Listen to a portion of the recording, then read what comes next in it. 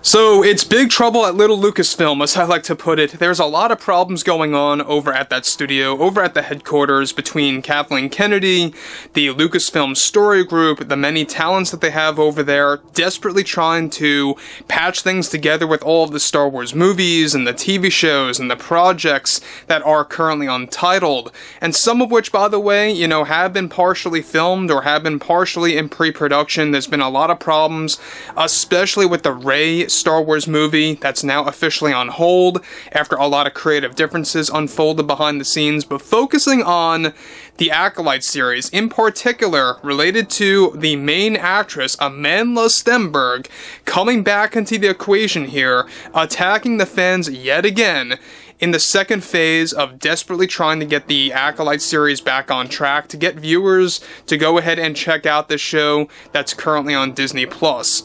This is Mike Zero. Subscribe if you're new and like this video to see future updates. You can also follow me at Mike01. I thank you also very much for the great and kind support.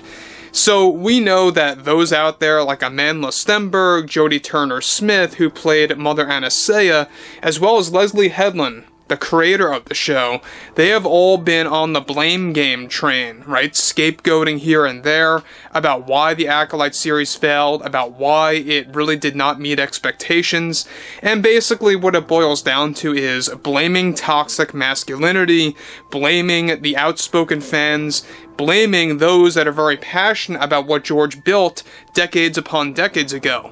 But focusing here on what Amandla Stenberg had to deliver yet again in regards to the ongoing quote-unquote Star Wars boycott and how there are so many fans walking away from this franchise.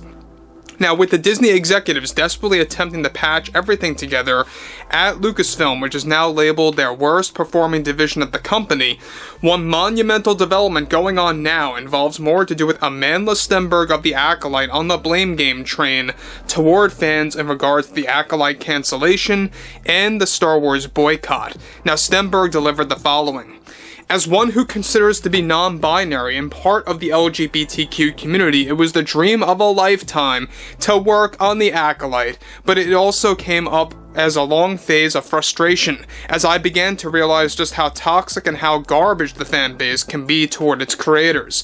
For far too long, we have had to sit back and listen to the whining and complaining from these false fans that really don't know anything about Star Wars as much as they think they do, and I think those inflammatory comments that they keep on going on about, that they keep on spreading in regards to the Acolyte, need to be silenced. They need to be shut down, because when all you have is negativity behind your back toward a story, you really are not a fan at all. That's what we call haters. I would say I'm an artistic actress who stands for symbolism and the meaning for the Acolyte addressing so many growing issues that are happening around the globe are really what got me to sign up for this project, by what, of course, Kathy and Leslye presented to me.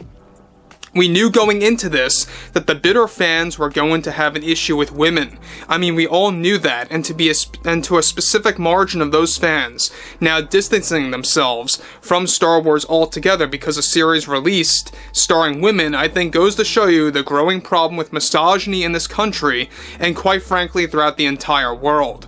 It's a serious issue that scares me as an actress and as a person, and I really hope that this industry improves, because I don't think the Acolyte as a series was treated fairly at all. Now guys, let me just stop here about what Amandla is spewing yet again about the Acolyte series. Now she goes on to say that basically the reason why she signed up for this project is because Lucasfilm, alright, those like Kathleen Kennedy and Leslye presented this to her, that this was going to be a show about basically addressing what they like to call benign sexism and all of this nonsense. That's why she signed up, apparently. That's what she's making clear here, that if it were not for that, she wouldn't have signed up for this. So it just goes to show you that these actresses, which I don't even think are actresses at the end of the day, they are activists at the end of the day. I mean, let's just say, let's just call it what it is. You have all these growing issues in the industry where you have studios doubling down on these projects, really not focusing on a proper story, not focusing on proper character development, and they get shocked when they don't make a profit in the end. So she goes on to elaborate further. It's yet again more living proof that men are afraid of women in Star Wars. There is just no other way to explain that. And I have expressed myself in many ways to really address this issue up front with everyone. And I saw the response, I saw the reactions, and it fueled my desire to keep standing up for what's right in both this business and personally. People need to learn to keep opinions to themselves. If you have something negative to say, it's best to not say anything at all. So basically what she's saying again is that if you have anything to say as a critic, if you don't like something, if you don't agree with something that was created by, let's say in this case, Leslye Headland, then you should not say anything at all. Period. The end. That's basically what she's putting out there. She is basically saying shut up to the audience, and that's it. So, look, I mean, it's not a big shocker. These are the types of people that Kathleen Kennedy likes to hire. And speaking about Kathleen Kennedy, there's been quite a snag with the whole contract deal situation happening behind closed doors in her desperate move to stay at Lucasfilm at least until 2027. So that's another problem, is that they're dealing with a contract extension.